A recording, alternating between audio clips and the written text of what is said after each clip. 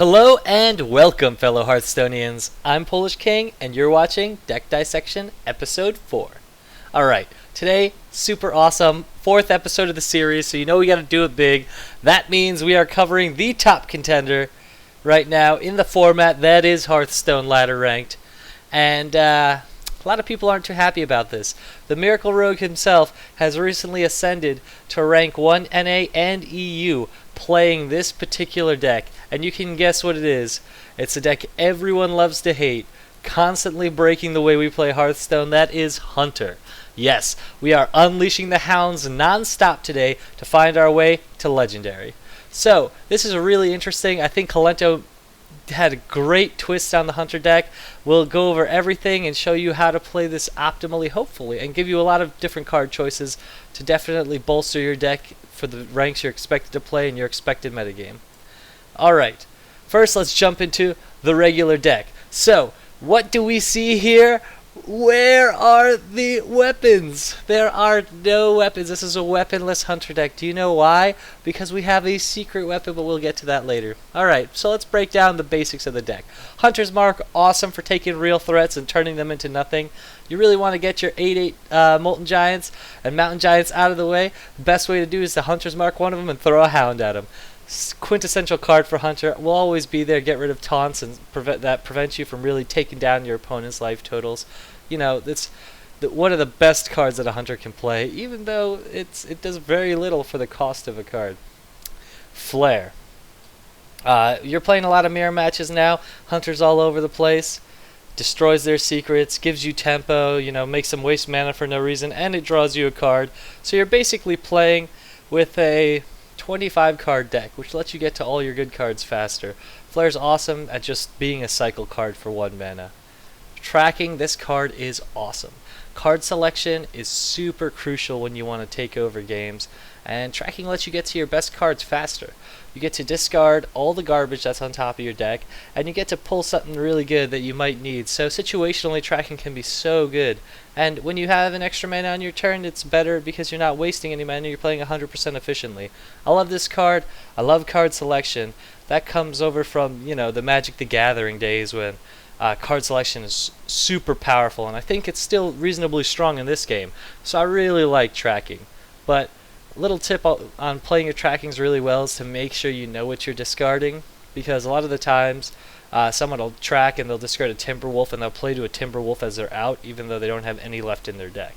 So it's just really important to understand the basic principles of using tracking. Stone Tusk Boar. In this deck, it is awesome. For one, it is a beast with charge. Can't get better than that for a Hunter, right? Because you're drawing cards off of it, and guess what? We are synergizing it with Houndmaster to deal 3 damage and become a taunt creature.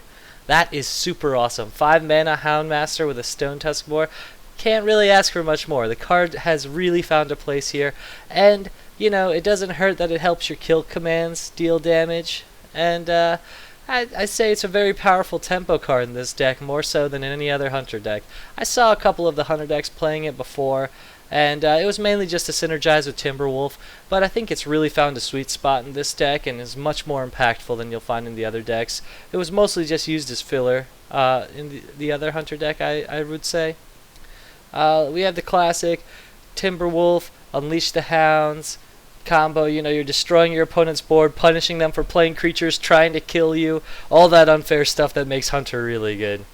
The one Direwolf Alpha, it's a universally good threat. It bolsters your board, since as you might see in this deck, we are playing many more creatures than the usual Hunter decks, and these creatures all synergize together. So Direwolf Alpha is a great way to start getting trades to go off so that you can increase the power level of your Hyena, and it's just a reasonable card that gets another card off your Starving Buzzard. So, you know, it just synergizes really well. If you get this guy out with your Animal Companion, and you suddenly have 4 extra power on the board. You know, Misha's really good with it. 5 damage, smash in face.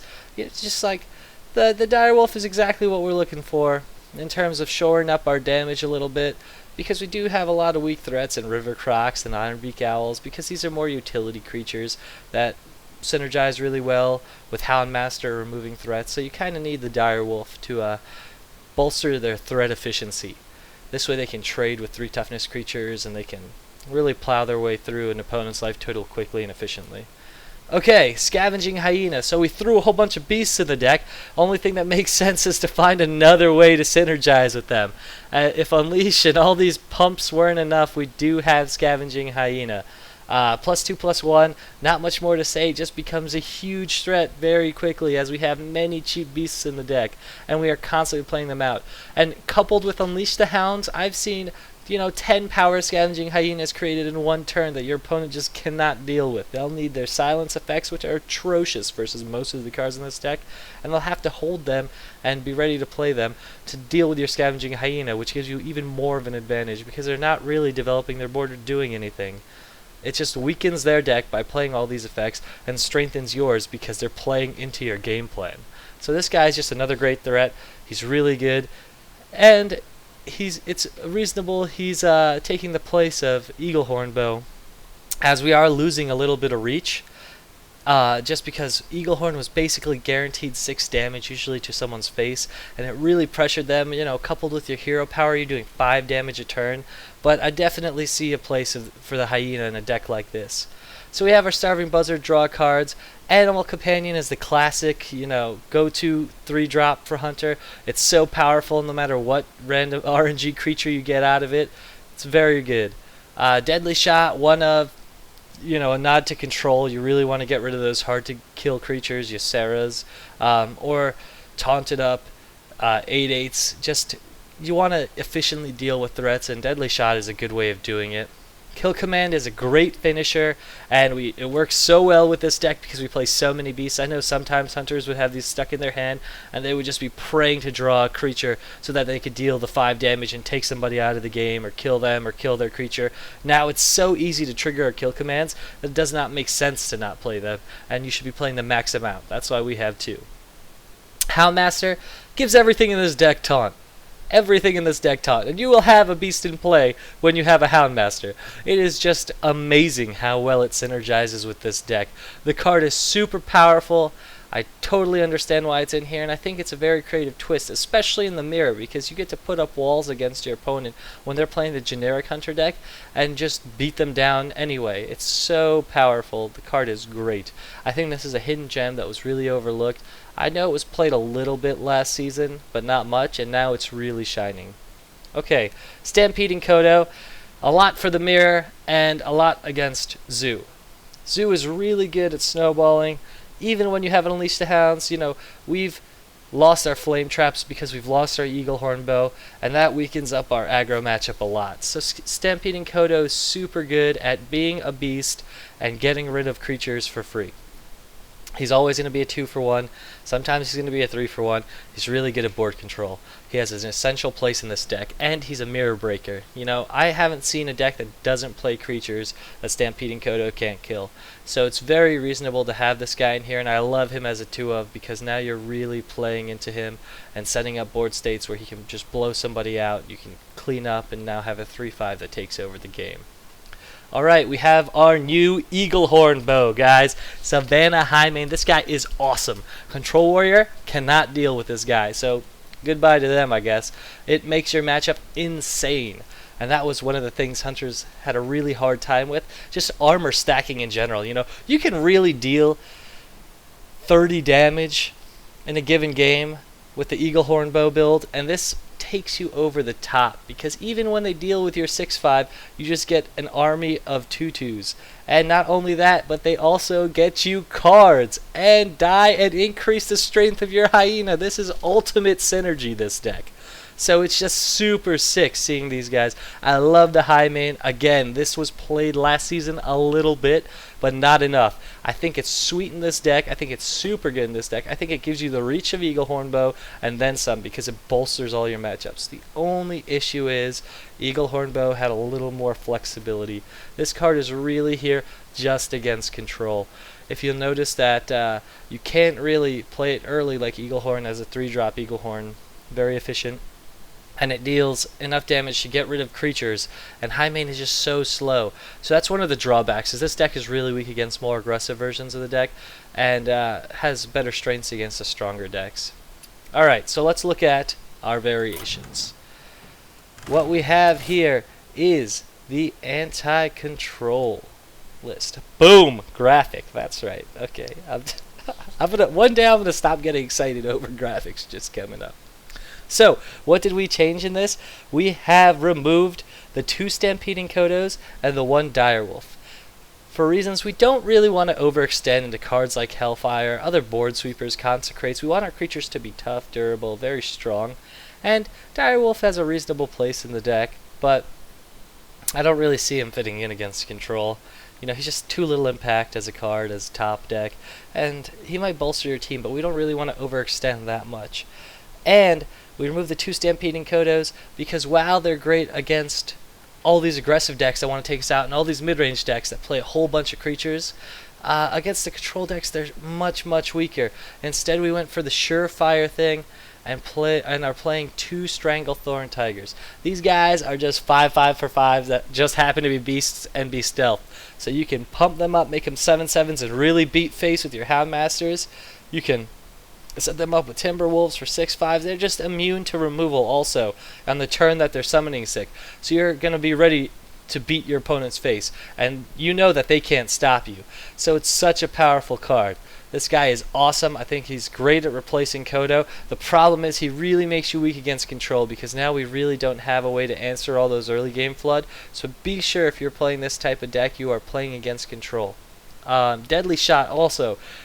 A lot of these control decks have really inefficient cards in that they cost a lot of mana. So we want to punish that. All the slow decks, we really want to just abuse them. And we can't abuse them by trading 2 or 3 of our cards into it, because that costs tempo, that costs mana.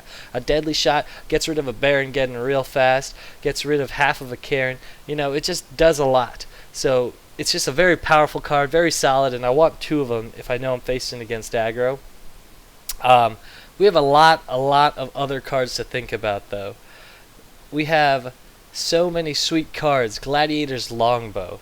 This guy can deal 10 damage. You know, he's such a great finisher. So powerful. Makes you immune to damage when you're attacking. So you can just throw your face into those strong creatures and not really worry about the consequences. That means that those 8/8s won't be doing any damage to you, and you can get rid of them with a 3/3 and a bow. That's at half a bow. That's a pretty good trade. What else do we have here? We have freezing traps because we know that creatures are just going to be inefficient. This is essentially a sap for you. And it's even better because it makes their creatures cost even more. And we really don't have trouble keeping the board clear because we put so much pressure on in the early game and the mid game. So playing a freezing trap will both prevent your opponent from taking an aggressive stance against you and protect your creatures and just tempo them out when you really need to. So, you know, when they finally are able to play their giant on turn 5, you already have an answer to it, and you'll just be ready to go straight for their face. It's a really powerful tool in this type of deck. Another thing is, we are preemptively strong. That means that we can play cards like Emperor Cobra and just taunt it up, right? And just start attacking their face. And because the card is so powerful with its kill a creature ability, with its essentially death touch, excuse me for using a Magic the Gathering term, with this death touch ability, it just allows you to destroy strong threats that your opponent plays. So, you know, their Ysseras won't last very long, their Cairns won't last very long, their Alexstraszas won't last very long because you're taking them out, you're removing half of them with the Cairn, for instance, and you're really minimizing the threat that they pose. You know, if Rag doesn't hit it, then you're killing the Rag. So it's a really powerful card. It's a preemptive game, and that's what we really want to play here. We want to be proactive and not reactive, because with a reactive hunter deck, you're really falling behind unless it's against aggro, you know. You really want to take control of the board and force your creatures down your opponent's throat, have them answer every single one, and if they can't, then you're just going to kill them. You're going to get through, you're going to start pinging them for 2 damage every turn with your hero power, and you're going to end the game. So we're really playing a really cool type of proactive deck here, and I think these types of cards really bolster what we're trying to play, the game plan that we have. Alright, let's look at an anti-control version of the deck. It's anti-aggro. Oh god, I'm just going to reshoot the whole thing.